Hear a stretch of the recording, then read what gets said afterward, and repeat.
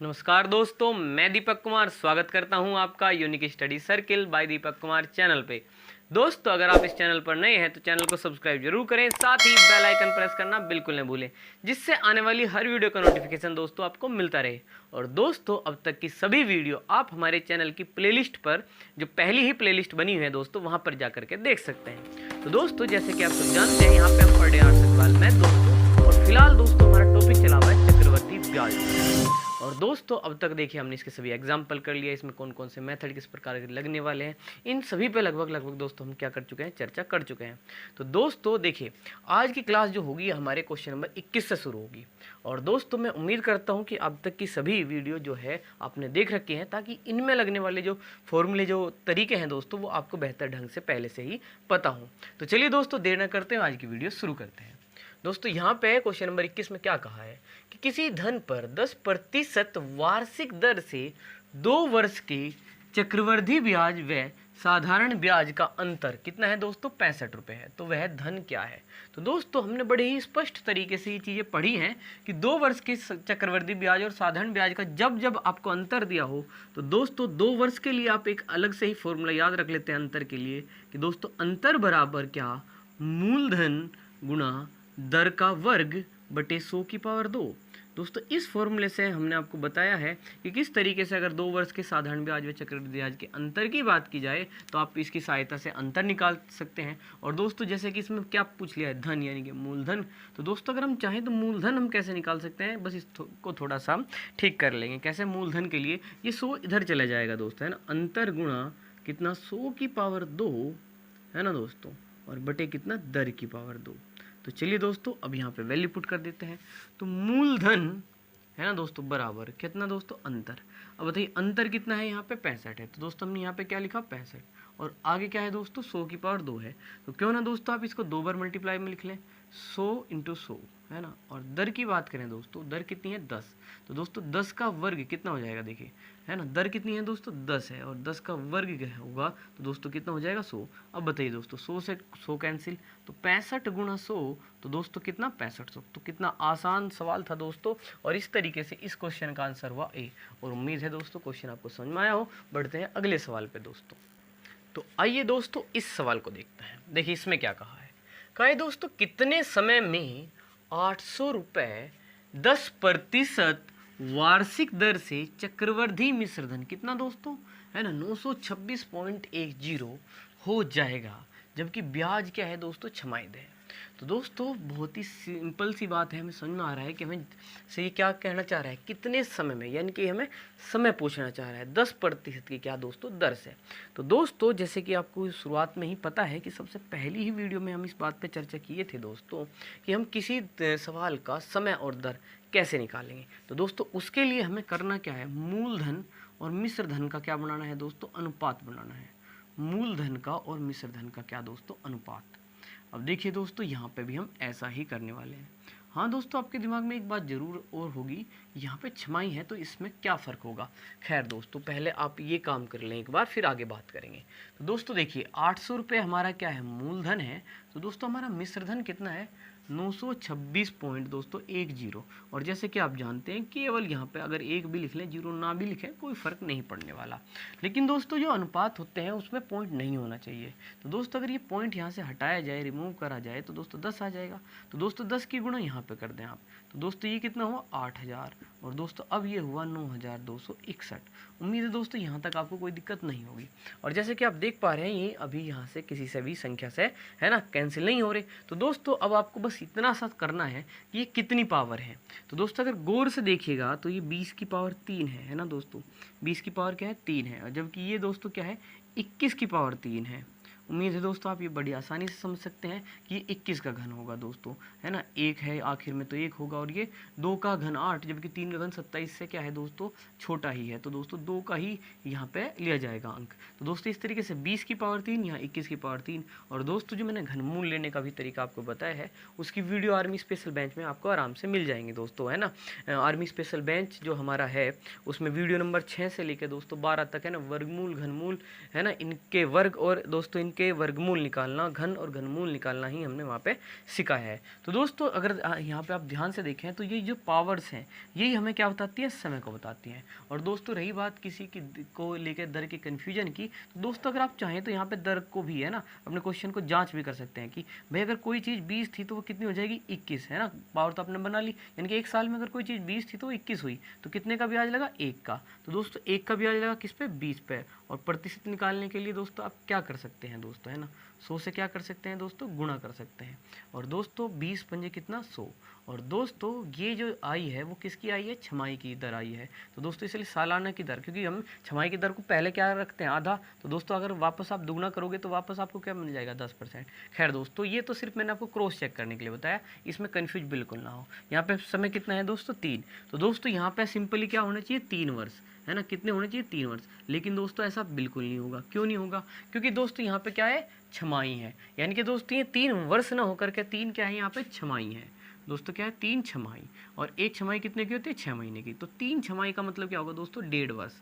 कितने वर्ष दोस्तों, 1.5 वर्ष, है ना, क्योंकि 2 छमाही का 1 वर्ष होगा और तो 3 छमाही का कितना दोस्तों, 1.5 वर्ष होगा। तो इस तरीके से दोस्तों इस छमाही से केवल इतना फ़र्क है कि जैसे ये पावर कितनी बनी, 3 की बनी। तो 3 पावर का मतलब है दोस्तों यहाँ 3 वर्ष ना होकर के 3 छमाही है। और दोस्तों मैं उम्मीद करता हूँ आपको बड़े अच्छे समझ में आता है कि 3 छमाही 6 6 6, तो 6 का कितना दोस्तों, 1 पूरा साल, और 6 का आधा महीना। तो दोस्तों 1.5 वर्ष आपको अच्छे से समझ में जरूर आया होगा। ठीक है दोस्तों, तो इस तरीके से जैसे यहाँ समय कितना लग रहा था दोस्तों, 3 वर्ष, लेकिन वो क्या लगा दोस्तों, 3 छमाही और 1.5 वर्ष हमने आंसर दिया। इसी तरीके से दोस्तों अगर दर मैंने क्रॉस चेक कराई थी तो 5 आई, लेकिन दोस्तों वहाँ पे क्या है, वो आधी है दरअसल, इसलिए अगर दुगना करेंगे तो 10% बिल्कुल। तो दोस्तों छमाही में बस यही फ़र्क होता है, क्योंकि छमाही जब हम करते हैं तो दोस्तों हम समय को पहले क्या क्या रखा होता है, डबल किया होता है। इसलिए जब भी इसका क्वेश्चन उल्टा करते तो दोस्तों 1.5 वर्ष का 3 कर देते, और दोस्तों 10 का कितना कर देते, 5 करते। इसलिए यहाँ पे दर 5 आई, ताकि अगर दुगना वापस करा जाए तो 10% मिलेगा। और समय 3 आया तो दोस्तों अगर उसको वापस हम समय वर्ष बनावे तो 1.5 वर्ष आएगा। तो उम्मीद है दोस्तों आपको ये क्वेश्चन अच्छे से क्लियर हो गया है। और अब हम चलते हैं दोस्तों अगले क्वेश्चन पे। तो आइए दोस्तों इस सवाल को देखते हैं। देखिए इसमें क्या कहा है दोस्तों, कहा है ब्याज की किस वार्षिक दर से। तो दोस्तों यहाँ पे हमें पता लग रहा है कि हमें क्या बताना है, दर बतानी है। से 20,000 रुपए का 2 वर्ष का चक्रवृद्धि मिश्र धन दोस्तों 24,200 हो जाएगा। तो दोस्तों दर बतानी है। और दोस्तों जैसे ही है ना पिछले क्वेश्चन में हमने बात की, भाई दर बतानी हो और समय बताना हो, तो सबसे पहला हमारा काम है दोस्तों मूलधन और मिश्र धन का अनुपात निकाल लेना, है ना दोस्तों। मूलधन और मिश्र धन का अनुपात, जितनी पावर बने दोस्तों उतने तो क्या हो, उसके बाद अनुपात की जितनी पावर हो उतने तो क्या हो दोस्तों, समय, है ना। और उसी की सहायता से बड़ी आसानी से क्या निकल जाती है, दर। जैसे मूलधन कितना है दोस्तों, इस सवाल में 20,000 रुपये है ना। और जबकि मिश्र धन है जो दोस्तों वह कितना है, 24,200। अब अगर मैं अनुपात की बात करूं तो सबसे पहले मैंने क्या करा, 2 जीरो कैंसिल की। अब ये 2 से कट जा रहा है दोस्तों कितना, 100। और ये कितना दोस्तों, 2 से कट के 121 रुपये। इसके बाद दोस्तों देखो निश्चित रूप से ये उतनी ही पावर बनेगी जितना क्या है दोस्तों, समय है। अब यहाँ समय 2 है तो दोस्तों ये जरूर देखिए 10 की पावर 2, और ये कितना हुआ दोस्तों, 11 की पावर 2। सिंपल शब्दों में कहूँ तो दोस्तों इसका मतलब ये हुआ, अगर आपको वो बात याद है कि भाई हम दर को बदल लेते हैं भिन्न में, और मूलधन अगर 10 तो 11, अगर 2 बार है तो दोस्तों क्या कर लेते हैं, जैसे 2 बार गुना। तो दोस्तों वही तो है ये। तो दोस्तों हम यहाँ पे ये पावर मतलब लगा के हमें पता लग गया 2 वर्ष है, तो 2 वर्ष हटा दो। अब इसका मतलब है कि अगर एक ही साल की बात करें तो अगर 10 रुपये आपका मूलधन है तो दोस्तों 11 रुपये हो जाएंगे, यानी कि 1 का क्या लग जाएगा, ब्याज। अब ये 1 साल का है तो दोस्तों यहाँ पे साधारण वाला ब्याज वाला फॉर्मूला लग जाता है कि भाई 1 रुपये का ब्याज लगा, किस पे लगा दोस्तों, 10 पे लगा, बटे 10 कर लिया। और दोस्तों दर निकालने के लिए क्या कर दिया, 100 से गुणा कर दिया। तो सिंपली दोस्तों ये कैंसिल हुआ, तो दर कितनी आ गई, 10%। दोस्तों देखिए है ना, तो बड़ा आसान है, मूलधन और मिश्र धन का अनुपात बनाइए दर में, है ना, जितना हो सके सिंप्लीफाई करिए। उसके बाद दोस्तों निश्चित रूप से पावर उतनी ही बढ़ेगी जितना क्या है दोस्तों, समय है। यहाँ पे 2 वर्ष था तो 2, यहाँ पे 3 वर्ष होता है ना दोस्तों, 3 ही पावर बनती, जरूर बनेगी, है ना। तो दोस्तों अब देखिए यहाँ पे 10 है तो यहाँ कितना है, 11 है, तो यानी कि 10 11 हुए, है ना। मूलधन अगर 10 है 1 साल के लिए तो मिश्रधन 11 होगा, अर्थात 1 रुपये का ब्याज लग जाएगा 1 साल में। तो 1 रुपये का ब्याज लगेगा, किस पे लगेगा, 10 पे। और दोस्तों दर की बात करें तो हमने क्या कर लिया, 100 से गुणा, तो कैंसिल होकर दोस्तों कितना है, 10%। तो उम्मीद है दोस्तों ये क्वेश्चन आपको बेहतर ढंग से जरूर समझ में आया होगा। तो अब बढ़ेंगे अगले सवाल पे। तो आइए दोस्तों इस सवाल को देखते हैं। देखिए इसमें क्या कहा दोस्तों, इसमें कहा गया है कि किसी धन का पहले 2 क्रमागत वर्षों का ब्याज क्रमशः दोस्तों 500 रुपये तथा 540 रुपये का है, तो दोस्तों वह धन कितना है। तो देखिए दोस्तों, सबसे पहली बात दोस्तों, कई बार ऐसा सवाल में ये नहीं समझ में आता है ना साधारण का है चक्रवर्ती का, तो दोस्तों बड़े आराम से आपको ये समझ में आ जाएगा कि देखिए दोस्तों, अगर हमें बेसिक डेफिनेशन भी पता है ना साधारण ब्याज और चक्रवर्ती ब्याज की, तो आराम से क्लियर हो जाएगा कि भाई अगर पहले साल का है ना दोस्तों, पहले साल का अगर ब्याज कितना है दोस्तों 500 रुपये है ना, कहा ना 2 क्रमागत वर्षों का ब्याज क्रम से, और दोस्तों दूसरे साल का कितना है 540। तो दोस्तों आप खुद ही समझ लीजिए, अगर ये बराबर होता तो दोस्तों साधारण ब्याज तो हर साल दोस्तों, पहले साल, दूसरे साल, तीसरे साल, प्रत्येक साल क्या होता समान होता। लेकिन दोस्तों पहले साल तो ये 500 है और दूसरे साल ये क्या है 540। तो दोस्तों यहाँ पे ये क्या है, ज़्यादा है इस 500 से। तो दरअसल दोस्तों यहाँ पे क्या है, चक्रवर्ती ब्याज है। क्यों है, क्योंकि अगर देखिए अगर साधारण ब्याज होता तो पहले साल का भी 500, दूसरे का भी 500। तो दोस्तों ये 540 क्यों है भाई, जो मूलधन था ना उस पर तो क्या हुआ हर साल 500 ही लगेगा, लेकिन जो दोस्तों ये 40 रुपये एक्स्ट्रा हैं, ये ब्याज पे ब्याज लगा हुआ है, इसी ब्याज पे है ना। मूलधन पे तो इस साल भी तो 500 ही है, लेकिन दोस्तों अगले साल जो पैसे अधिक हो जाएं उसे क्या कहें, वो ब्याज पे ब्याज लगने लगे दोस्तों, ब्याज पे ब्याज। तो दोस्तों जो पहले साल के 500 रुपये हैं उन पे जो अलग से ब्याज लगा वो 40 रुपये है। अदरवाइज दोस्तों मूलधन का तो पहले साल का भी 500, दूसरे साल का भी क्या होता है दोस्तों 500। लेकिन दोस्तों चक्रवर्ती ब्याज में क्या होता है, ब्याज पे ब्याज लगता है ना। मूलधन पे तो वो लगा ही 500, लेकिन 500 रुपये जो पहले साल का ब्याज है ना, ब्याज है उस पर भी ब्याज लगे। तो दोस्तों ये 40 रुपये इसी वजह से एक्स्ट्रा है। तो दोस्तों देखिए है ना, अब हम समझते हैं आगे क्या कहा कि वह धन कितना है। तो दोस्तों धन निकालने से पहले आपको एक बात जरूर समझ में आ जाएगी कि हमें दर की बहुत ज़्यादा आवश्यकता पड़ने वाली है, दर के बिना हम धन नहीं निकाल पाएंगे। अब बताओ दोस्तों, अगर मैं ये कहूँ कि ये जो 40 रुपये का ब्याज लगा है ये किस पे लगा है, इसी 500 रुपये पे लगा है। तो दोस्तों 40 का ब्याज लगा है, कितने पे लगा है दोस्तों 500 रुपये पे। और अगर मैं ये चाहूँ कि ये कितनी दर है तो दोस्तों गुणा किससे कर दूँ मैं, 100 से, है ना दोस्तों। ब्याज ऊपर रखा, किस पे लगा 500 पे नीचे, और गुणा दर के लिए 100 से गुणा कर दिया। तो दोस्तों देखिए 2 जीरो गई और 5 अट्ठे कितना दोस्तों 40। तो इस तरीके से दोस्तों दर कितनी आ गई है आपकी 8%। तो दोस्तों अब हमें पता लग गया है क्या दर कितनी थी दोस्तों 8%। तो देखिए दोस्तों अब यहाँ पे आप किस तरीके से मूलधन निकाल सकते हैं, देखिए बड़ा आसान होगा। अगर आप इसमें साधारण ब्याज का भी फॉर्मूला लगा दें कि मूलधन बराबर दोस्तों क्या साधारण ब्याज गुणा 100, है ना दोस्तों, ये इस तरीके से गुणा कितना दोस्तों 100 और बटे कितना दोस्तों दर गुणा समय, तो भी दोस्तों बड़े आसानी से आ जाएगा। अब आप सोचोगे भैया साधारण ब्याज का हम क्यों लगावें, क्योंकि दोस्तों हम अच्छे से जानते हैं पहले साल में दोस्तों है ना, पहले साल का साधारण ब्याज हो या चक्रवर्ती ब्याज हो समान ही हो। और हमें पहले साल का ब्याज पता ही है यहाँ पे कितना दोस्तों कि भाई 500 रुपये है, और दोस्तों यहाँ पे गुणा में कितना 100। और दोस्तों जैसे कि हमने कहा था कि बिना दर के तो ये निकल ही नहीं पाएगा, दर हम निकाल ही चुके हैं दोस्तों कितना 8। और दोस्तों देखिए हमने क्या करा है, ये पहले साल का यानी कि पहले साल यानी कि एक ही साल का हमने लिया है ये, तो यहाँ पे समय भी कितना आएगा दोस्तों 1, है ना। अब बताओ दोस्तों अगर 4 से काट दे तो 4 दूनी 8 और 4 से काट दे तो दोस्तों कितना 25। अब अगर इसे 2 से काट दे दोस्तों तो कितना आएगा 250, है ना दोस्तों 250 आ गया। अब बताओ 25 गुणा 25 625, और दोस्तों एक जीरो भी है।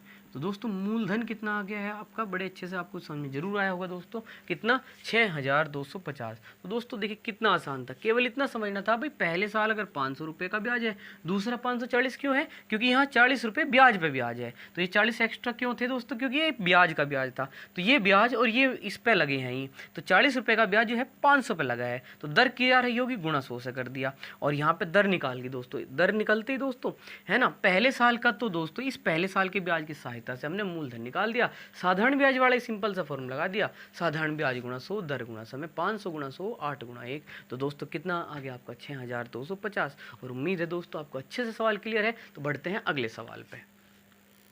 तो आइए दोस्तों इस सवाल को देखते हैं। देखिए इसमें क्या कहा गया है दोस्तों, कहा है कि एक ऋणदाता 4% है ना, एक ऋण देने वाला व्यक्ति है दोस्तों, वो क्या करता है 4% वार्षिक दर पर धन उधार ले लेता है, ठीक है, तथा वर्ष के अंत में ब्याज देता है, ठीक है, जहां से भी वो ले, और वह धन को 6% वार्षिक दर पर छमाही दे चक्रवृद्धि ब्याज पर देता है तथा वर्ष के अंत में ब्याज लेता है। तो दोस्तों ऋणदाता क्या कर रहा है, कहीं से ब्याज पैसे क्या ले रहा है, ले रहा है ना दोस्तों, और कहीं पे क्या कर रहा है, दे रहा है। तो दोस्तों यहाँ पे क्या करा 4% है ना, सस्ते में लेकर के महंगे में 6% की दर भी, और ऊपर से कैसी दोस्तों, छमाही का लगा दिया चक्रवृद्धि ब्याज, और इस दर पे क्या कर दिया उसने, दे दिया किसी को पैसा। अब देखिए दोस्तों, अब क्या होगा, जहाँ से दोस्तों सस्ता लिया है पैसा है ना ब्याज पे 4% की दर से, वहाँ पे क्या होगा, कम ब्याज देना पड़ेगा, और जहाँ पे ज़्यादा पे उधार दे दिया है पैसा, वहाँ से ज़्यादा ब्याज आएगा। तो दोस्तों ज़्यादा ब्याज आ जाएगा इधर से, कम ब्याज देना पड़ेगा इधर। तो दोस्तों कुछ पैसे हैं ना, जो ब्याज के अतिरिक्त पैसे हैं, वो उसका क्या होगा, बीच में लाभ होगा। और दोस्तों इस तरीके से ऋणदाता को इसमें क्या होगा, फ़ायदा हो जाएगा, है ना।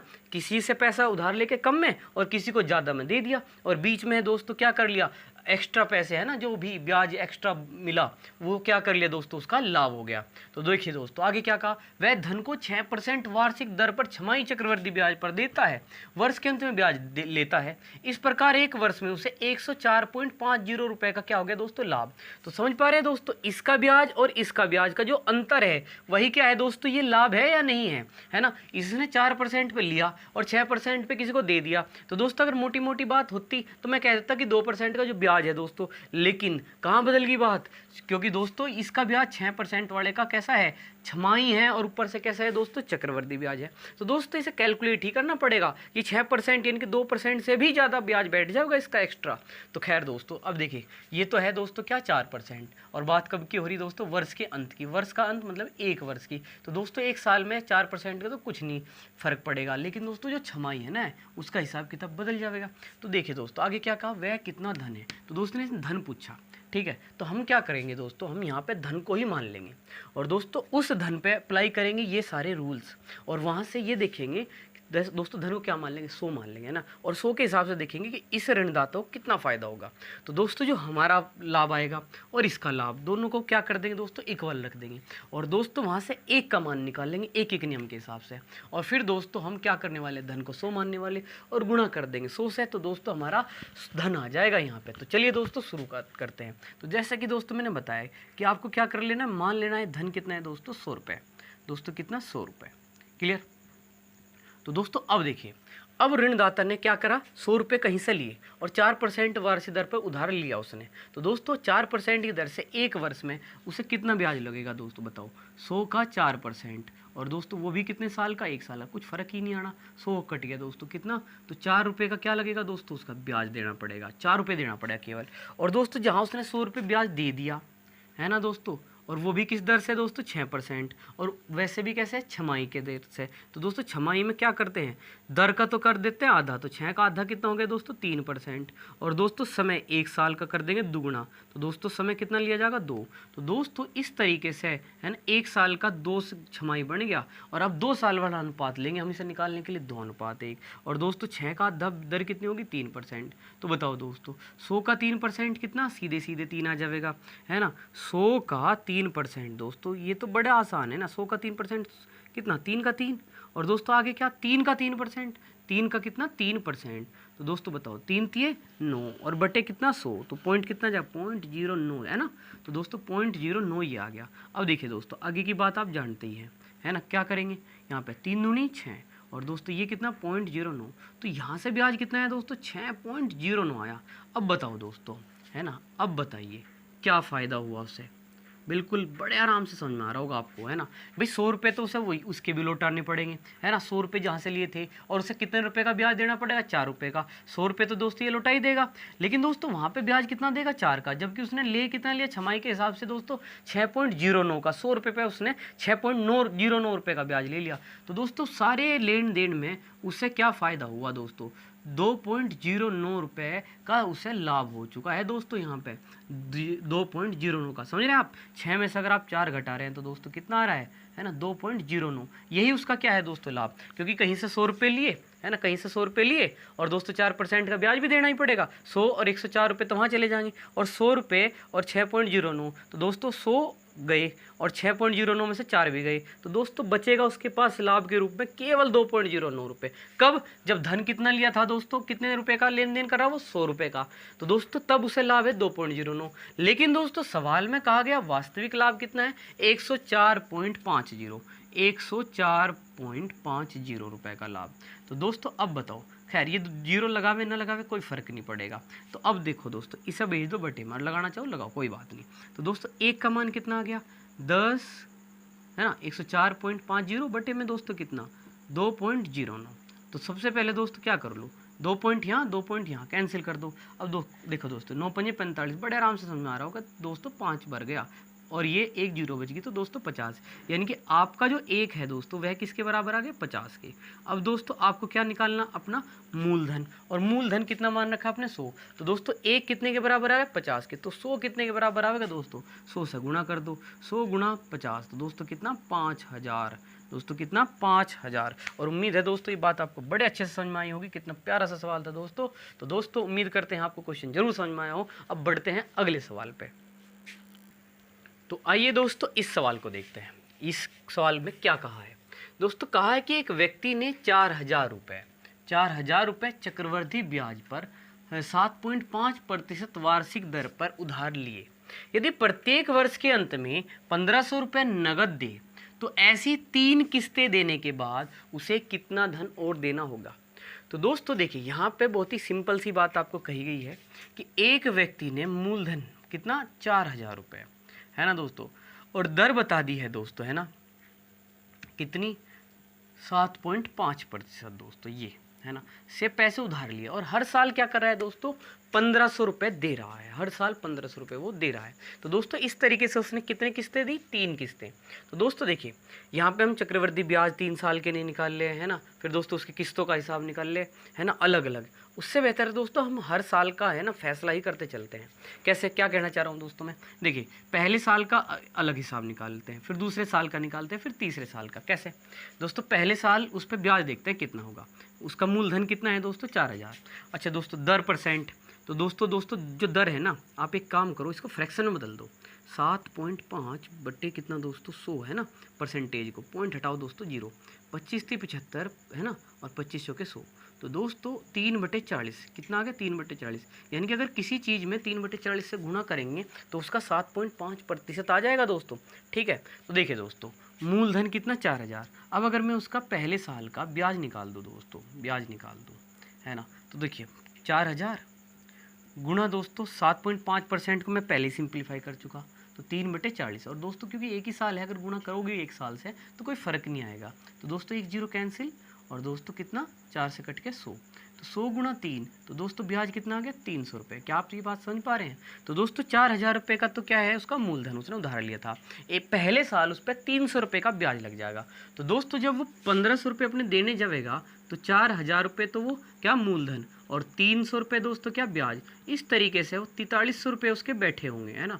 जब वो अपने 1500 रुपये चुका रहा होगा दोस्तों तो उसके टोटल पैसे कितने बैठे हैं 4300 रुपये, क्योंकि 4000 तो उधार ही लाया था, 300 रुपये दोस्तों उस पर एक साल का ब्याज लग गया। और उसने क्या करा दोस्तों 1500 रुपये दे दिए। तो दोस्तों क्या कर दिया 1500 रुपये चुका दिए, पहली किस्त दे दी, पहली किस्त है ना दोस्तों, पहली 3 किस्तें दे रहा है ना वो इस तरीके से, तो पहली किस्त दी उसने 1500 रुपये। तो दोस्तों क्या होना चाहिए अब 0 0, 13 में से 5 गए 8 और 3 में से 1 गया दोस्तों कितना 2। तो दोस्तों अब जो उसका पैसा बैठ रहा है वो कितना बैठ रहा है दोस्तों 2800 रुपये। कितने दोस्तों 2800 रुपये। तो अगले साल दोस्तों दूसरे साल जो मूलधन माना जाएगा वो कितना माना जाएगा ये बताओ आप दोस्तों। उसके 4000 और 300 रुपये टोटल 4300 रुपये बैठ रहे थे, 1500 रुपये चुका दिए, तो कितने बचे दोस्तों दूसरे साल 2800 रुपये बचे। तो 2800 रुपये पे दूसरे साल क्या होगा 2800 रुपये पे ब्याज लगेगा दोस्तों, कितने का इसी दर से। तो 2800 का अगर आप ब्याज निकाल लेंगे दोस्तों क्या करिए आप 3/40 कर दीजिए, तो दोस्तों 0 4 7 28 है ना 70, तो दोस्तों 7 के 21। इस तरीके से दोस्तों दूसरे साल की मैं बात करूं तो 2800 रुपये तो दोस्तों क्या उसका मूलधन और ब्याज कितना लगा दोस्तों 7 के 21 210 रुपये का, कितना दोस्तों 210 रुपये। तो दोस्तों इस बार क्या होगा 0 1 8 और 2 10 और दोस्तों ये कितना 3, तो दोस्तों उसके 3010 रुपये बैठ रहे हैं। दूसरे साल कितने बैठ रहे हैं दोस्तों 3010 रुपये। क्लियर हो रही है बात दोस्तों। 4000 रुपये लाया था पहले साल 300 रुपये का ब्याज, तो दोस्तों 4300 रुपये बैठे जब वो 1500 रुपये देने गया तो 1500 रुपये घटवा दिए उसने, तो अब उसका ब्याज कितने पे लगना 2800 पे लगना दोस्तों, क्योंकि उसके 2800 तो बचे जिनका हिसाब हो लिया दोस्तों 1500 चुका दिए, तो 2800 का हमने ब्याज निकाल दिया दोस्तों, कितना आ गया 210। तो दोस्तों 2800 रुपये और एक साल में 210 का ब्याज लग गया, तो मैं 3010 रुपये फिर से बन गया, 2800 का क्या बन गया 3010। फिर उसने दूसरी किस्त दे दी दोस्तों, कितने 1500 रुपये दे दिए, कितने दे दिए दोस्तों दूसरी किस्त के 1500 रुपये दे दिए। तो दोस्तों दूसरी किस्त होगी नहीं होगी, तो अब बताओ दोस्तों कितने बचे, यहाँ पे लिख लूँगा मैं यहाँ पे है ना बचे हुए वहाँ पे। तो 0 में से 0 गए दोस्तों कितना 0, 1 में से 0 गया दोस्तों 1, है ना। यहाँ पे 10 में से 5 गए कितने दोस्तों 5, और यहाँ पे 2 में से 1 गया दोस्तों 1। तो अब दोस्तों तीसरी बार, है ना, देखिए 2 किस्तें हो चुकी हैं दोस्तों। पहले साल 4300 का ब्याज, 4300 में तो 1500 गए तो 2800, 2800 पे दोस्तों 210 का ब्याज, तो दोस्तों वहाँ पे कितने 3010 रुपये, उसमें से भी 1500 दूसरी किस्त दे दी। अब बचे दोस्तों कितने 1510 रुपये, तो दोस्तों इधर कर देते हैं, है ना। अब तीसरी बार जब वो पैसे देने जाएगा दोस्तों, तो 1 साल पे ब्याज किसका लग रहा होगा 1510 का, तो मूलधन कितना 1510, और 1510 पे दोस्तों 1 साल का ब्याज लग जाएगा, वही दोस्तों है ना 7.5%, जिसे मैंने 3/40 कर लिया था। तो दोस्तों देखिए 0 कैंसिल होगी, अब एक बार गुणा कर लो फिर भाग देंगे, 3 एकम 3, 3 पंजे 15, 3 एकम 3 और 1 4/4, दो दोस्तों कितना 4 एकम 4, 4 एकम 4, 4 × 12, 4 दूनी 8, 4 पंजे 20। तो दोस्तों 1510 रुपये तीसरी किस्त देने से पहले 1510 रुपये दोस्तों क्या था मूलधन बचा हुआ था, और 1 साल में जब वो ब्याज देने गया दोस्तों तो उस पर कितना ब्याज लग चुका है 113.25। तो दोस्तों ये 1510 पे कितना ब्याज लग लिया 113.25 का ब्याज लग लिया। अब बताओ दोस्तों 5 2.3261, तो 1623 रुपये, तो 1623.25 रुपये दोस्तों उसके तीसरी किस्त से पहले बन रहे थे। ठीक है दोस्तों, अब वो 1500 रुपये तीसरी किस्त चुका देगा, तो दोस्तों 1623.25, और जब वो 1500 रुपये देगा दोस्तों तीसरी किस्त देगा, तो अब उसके कितने पैसे बचेंगे यही तो हमारे से पूछ रखा था। तो दोस्तों देखिए 5 2.32 और यहाँ पे कितना 1, तो 123.25 रुपये दोस्तों, 123.25 रुपये उसकी किस्त, है ना। 3 किस्त देने के बाद उसके 123.25 रुपये बचे रह जाएंगे दोस्तों। तो दोस्तों क्या ये पूरा तरीका आपको समझ में आया? बहुत ही सिंपल सी बात थी दोस्तों। देखिए हर साल हिसाब कराया हमने, 4000 रुपये थे, 4000 रुपये पे दोस्तों 1 साल का ही ब्याज लिया, कितना 300, तो जो दोस्तों 4000 और 300 जोड़ दे 4300, 1500 रुपये की पहली किस्त दे दी, अब बचे कितने 2800 रुपये। तो जब दूसरी किस्त देगा दोस्तों तो 2800 पे 1 साल का ब्याज लगेगा, जो कितना लगा 210, तो 2800 और 210 1 साल का ब्याज जोड़ लिया 3010। अब इसमें से घटेंगे 1500, दूसरी किस्त होगी पूरी, तो दोस्तों अब कितने बचे 1510, 1510 पे लगा ब्याज 113.25। तो दोस्तों तीसरी किस्त देने से पहले उसके पैसे 1510 बच रहे थे और उस पर ब्याज भी लग गया 113.25 का, तो कितने हो गए पैसे 1623.25। उसमें तीसरी किस्त दे दी 1500 की, तो बचे कितने 123.25। तो उम्मीद है दोस्तों क्वेश्चन आपको अच्छे से समझ में आया हो। अब बढ़ते हैं अगले सवाल पे। तो आइए दोस्तों इस सवाल को देखते हैं। और दोस्तों क्वेश्चन देख के आपको जरूर याद आ गया होगा कि शुरुआत में ही हम ऐसे सवाल के बारे में चर्चा कर चुके हैं दोस्तों। पहली वीडियो में दोस्तों लास्ट के ही पॉइंट इसी प्रकार के क्वेश्चनों के बारे में चर्चा की गई थी दोस्तों। कोई धन चक्रवृद्धि ब्याज की एक निश्चित दर से, है ना, क्या कहा है, कोई धन चक्रवृद्धि ब्याज की एक निश्चित दर से 5 वर्ष में, है ना दोस्तों, दुगना होता है ना, गुना वाले सवाल ये। तो ब्याज की किसी दर पर कितने वर्ष में कितना होना है दोस्तों 8 गुना। तो दोस्तों कितना आसान है ना, यहाँ पे लिखिए वर्ष, जैसे कि आप जानती हैं दोस्तों, इधर गुना। तो दोस्तों क्या कहा कि 5 वर्ष में कितना दोस्तों 2 गुना। तो दोस्तों अगले 5 वर्ष में फिर 2 का दुगुना, यानी कि दोस्तों कितना 4 गुना। और दोस्तों अगले 5 वर्ष में फिर दुगुना, यानी कि 4 का दुगुना कितना दोस्तों 8 गुना। तो दोस्तों कुल मिला के कितना हो चुका है 8 गुना। कितने साल में 5 5 10 और 5 15 वर्षों में दोस्तों। कितने वर्षों में 15 वर्षों में। देखिए कितना आसान सवाल है ना। 5 वर्षों में दुगुना, फिर 2 का दुगुना 4 गुना, और अगले 5 वर्षों में 4 का दुगुना 8 गुना। तो हो चुका 8 गुना। कितने वर्ष में 5 5 5 15 वर्ष दोस्तों। देखिए हो गया आंसर। तो बढ़ते हैं अगले सवाल पे दोस्तों। तो आइए दोस्तों इस सवाल को देखते हैं। और दोस्तों ये है चक्रवृद्धि ब्याज में किस्त संबंधी सवाल। तो देखिए दोस्तों इसमें आपको क्या करना होगा समझते हैं, जरा क्वेश्चन पढ़ते हैं दोस्तों। एक ऋण 2 वार्षिक किस्तों में चुकाया गया यदि प्रत्येक वार्षिक किस्त 1210 रुपये की हो तथा चक्रवृद्धि ब्याज की जो दर है दोस्तों वह कितनी है 10% वार्षिक हो, तो उधार लिया गया धन कितना है। तो दोस्तों यहाँ पे किस्त वाले सवाल में चक्रवृद्धि ब्याज में आप क्या करिए, आप सिंपली 3 स्टेप फॉलो करिए। सबसे पहले दोस्तों आप 1 + r% का मान ज्ञात करिए सबसे पहले, ठीक है। उसके बाद दोस्तों दूसरा स्टेप क्या करिए, आप अनुपात क्या निकालिए।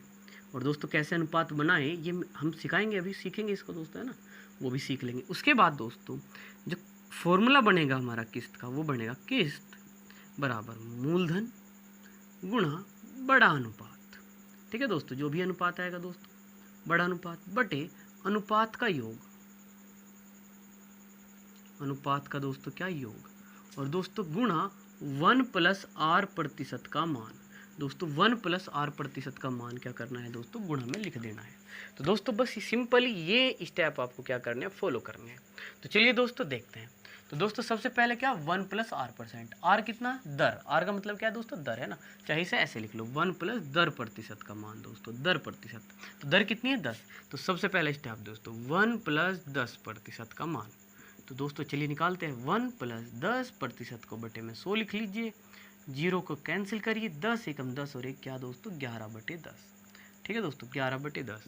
और दोस्तों सिंपली यही क्या हो जाएगा आपका, 11:10। तो दोस्तों ये अनुपात बन गया। तो पहला अनुपात, दूसरा मतलब पहला स्टेप हो गया, दूसरा स्टेप, तीसरा स्टेप दोस्तों किस्त। किस्त कितनी है दोस्तों, 1210। किस्त कितनी, 1210। और दोस्तों मूलधन आपको यहाँ पे क्या करना है, बताना है।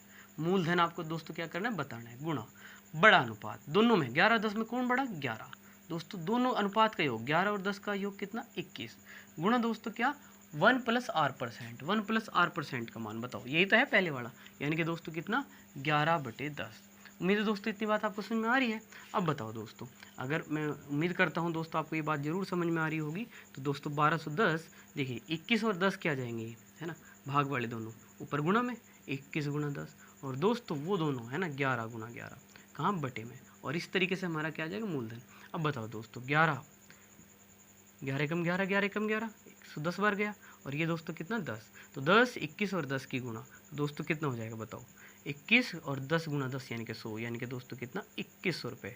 तो आपका मूलधन कितना है दोस्तों, 2100 रुपये, जो कि कौन से ऑप्शन में है दोस्तों, बी ऑप्शन में। तो दोस्तों आपको बस यहाँ पे 3 स्टेप फॉलो करने हैं। 1 प्लस आर परसेंट का मान निकालिए, इस तरीके से दूसरे स्टेप में आर का वो अनुपात बना लीजिए दोस्तों, और फिर किस्त बराबर मूलधन बड़ा अनुपात बटे अनुपात का योग, और 1 प्लस आर परसेंट जो सबसे पहले आप प्राप्त करेंगे वो गुणा में लिख देंगे। और यहाँ से आपने दोस्तों क्या प्राप्त किया, इनको है ना भाग वालों को गुणा में और गुणा वालों को बटे में भेज के दोस्तों सोल्व किया, और आपका मूलधन आराम से आ गया 2100 रुपये। और दोस्तों उम्मीद है आपको ये चीज़ जो जरूर पसंद आई होगी। अब बढ़ते हैं दोस्तों अगले सवाल पे। तो आइए दोस्तों इस सवाल को देखिए, और दोस्तों ये भी है किस्त संबंधी ही सवाल, चक्रवृद्धि ब्याज का किस्त संबंधी। तो दोस्तों एक व्यक्ति ने क्या कहा है सवाल में, एक व्यक्ति ने 5300 रुपये का ऋण, यानी कि दोस्तों ये क्या हो चुका है आपका मूलधन है ना, 5300 रुपये का ऋण 2 बराबर वार्षिक किस्तों में, दोस्तों कितना, 2 बराबर वार्षिक किस्तों में चुकता किया। यदि चक्रवृद्धि ब्याज की दर 12% वार्षिक हो तो प्रत्येक किस्त का मूल्य बताओ। क्या बताना है दोस्तों, किस्त का मान। तो दोस्तों बस 3 स्टेप फॉलो कर दो। सबसे पहले 1 प्लस दर का मान काट दो, तो 1 और दोस्तों दर कितनी, यहाँ 12%, 12 और दोस्तों बटे में कितना, 100, 4 3 12 दोस्तों, 4 से कटा 25 बार, 25 से कम 25 और 3 कितने दोस्तों, 28, 28 बटे कितना दोस्तों, 25। अब दोस्तों यही क्या हो जाएगा आपका अनुपात, यानी कि 28 अनुपात कितना, 25, जो का तो है दोस्तों, इसमें तो कोई दिक्कत ही नहीं, जैसे कि अभी के पिछले सवाल में हो। अब बताओ दोस्तों, हमें बताना किस्त का मान। ठीक है, किस्त का मान इस बार पूछा है, पिछली बार मूलधन पूछ लिया था, कोई बात नहीं। तो मूलधन इस बार दे दिया कितना, 5300 रुपये, गुणा दोस्तों बताओ क्या है, बड़ा अनुपात, 28 और 25 में बड़ा कौन, 28, और दोस्तों बटे में क्या अनुपात का योग, 8 और 5 13, 2 2 4 और 1 5, तो दोस्तों 53 अनुपात का योग, और फिर 1 प्लस आर परसेंट का मान, यानी कि दोस्तों कितना, 28 बटे 25। अब चलिए दोस्तों सोल्व कर देते हैं थोड़ा सा।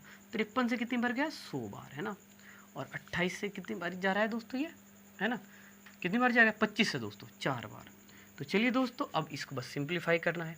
तो यहाँ पे कितना दोस्तों, 4, और यहाँ पे आप 28 गुना 28 कर देंगे दोस्तों, तो 28 का वर्ग कर देते हैं। चलिए दोस्तों 8 का वर्ग कितना दोस्तों, है ना 64, और कितना 6, 2 8 16, दूनी 32, और 6 कितना दोस्तों 38, और दोस्तों 2 का वर्ग 4 और 3 कितने 7। तो दोस्तों आप अच्छे से समझ गए हैं, ये कितना हुआ 784। तो चलिए दोस्तों 4 की गुणा कर देते हैं, 4 चौक 16 है ना, 4 8 32 और 1 33, 4 7 28 और 3 कितने दोस्तों 31। इस तरीके से 3136 रुपये दोस्तों, कितना 3136 रुपये क्या है आपकी प्रत्येक किस्त का मान आ गया। तो कितना आसान है दोस्तों, उम्मीद है आपको जरूर समझ में आया होगा। अब बढ़ते हैं अगले सवाल पे। तो आइए दोस्तों इस क्वेश्चन को देखते हैं, और दोस्तों ये क्वेश्चन है हमारे इस लेसन का अंतिम सवाल। तो दोस्तों जरा ध्यान से देखिए, और दोस्तों ये चक्रवृद्धि ब्याज है ना का आखिरी सवाल है। तो दोस्तों अगला लेसन आप कौन सा पढ़ना चाहेंगे दोस्तों, ये आप कमेंट में बता सकते हैं। कल की वीडियो बनने से पहले दोस्तों।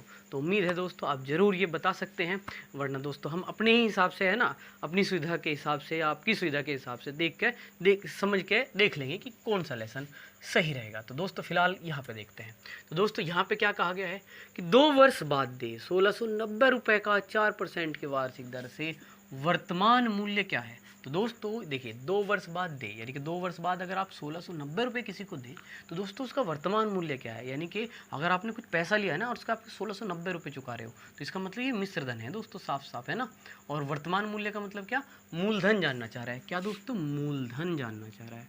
तो दोस्तों जैसे कि हम जानते ही हैं कि जब भी हमें इस प्रकार की सिचुएशन हो और सवाल को शुरू करने में दिक्कत आ रही हो तो कहाँ से उठा लीजिए, दर से। तो दोस्तों 4% को सबसे पहले भिन्न में बदलिए, 4/100। तो दोस्तों अब 4 एकम 4, 25 के 100। तो बताओ कितना, 1/25।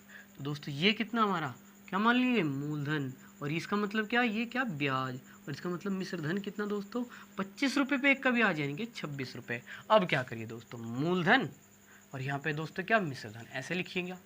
25 रुपये अगर मूलधन तो मिश्र धन 25 और एक कितना दोस्तों, 26। अब इसे कितनी बार लिखना होता है, जितने वर्ष होते हैं। 2 वर्ष हैं तो 2 बार लिखा आपने। 25 और ये कितना दोस्तों, 26। तो 25 गुणा 25 दोस्तों कितना, 625। और 26 गुणा 26 कितना दोस्तों, 676। दोस्तों कितना, 676। अब बताओ दोस्तों ये क्या हुआ, 2 साल के लिए मूलधन, और दोस्तों ये क्या हुआ, मिश्र धन। और दोस्तों यहाँ पे एक मिश्र धन दिया हुआ है और मूलधन पूछा हुआ है, तो क्या करेंगे, ये वाला मिश्र धन यानी कि 676 बराबर लेंगे इस वाले मिश्र धन के, यानी कि किसके दोस्तों, 1690 के। तो हमारा जो दर की सहायता से, दर के इस पूरे प्रोसेस की सहायता से जो मिश्र धन आया 676, वो सवाल में दिए गए मिश्र धन 1690 के बराबर लिया। यहाँ से आप एक का मान प्राप्त करेंगे दोस्तों। तो एक का मान क्या होगा, 1690 के बटे में क्या जाएगा दोस्तों, यहाँ से 676। और दोस्तों मूलधन प्राप्त करने के लिए जो आपका मूलधन है यानी कि 625, उससे क्या कर दीजिए, गुणा। देखते हैं दोस्तों, 13 से काटो, 13 पंजे 65, 13 दूनी 26। 13 से दोस्तों कितनी बार है ना, 13 कम 13, 13 3 39। अब देखो दोस्तों 13 चौके 52, और 13 से कितनी बार दोस्तों, 10 बार। चलिए दोस्तों गुणा करते हैं, 10 की और इसकी गुणा कर लो, है ना, 6 2 5, और दोस्तों कितना, 10 की गुणा हो गया 0/4। अब काटो, 4 एकम 4, 2 बचे, 4 पंजे 20, कितने बचे दोस्तों, 2, 4 6 24, कितने बचे दोस्तों, 1, 10 हो गया, 4 दूनी 8, और दोस्तों कितना, 4 पंजे 20। तो 1562.5 रुपये, 1562.5 रुपये दोस्तों सी ऑप्शन में है ना। ये क्या आ गया दोस्तों, आपका मूलधन इस क्वेश्चन के लिए आ चुका है। और दोस्तों उम्मीद करता हूँ कि आपको ये सभी चीज़ें बहुत अच्छी लग रही हो। और दोस्तों अगर आपको वीडियो पसंद आए तो वीडियो को लाइक ज़रूर किया करें, कमेंट करके बताएं आपको चीज़ें कैसे लगती हैं। इसके अलावा वीडियो को शेयर करना दोस्तों बिल्कुल नहीं भूलें। और दोस्तों जैसे कि आपको कहा, अगले लेसन के ओपिनियन आप ज़रूर दे सकते हैं। तो दोस्तों तब तक के लिए धन्यवाद, जय हिंद दोस्तों।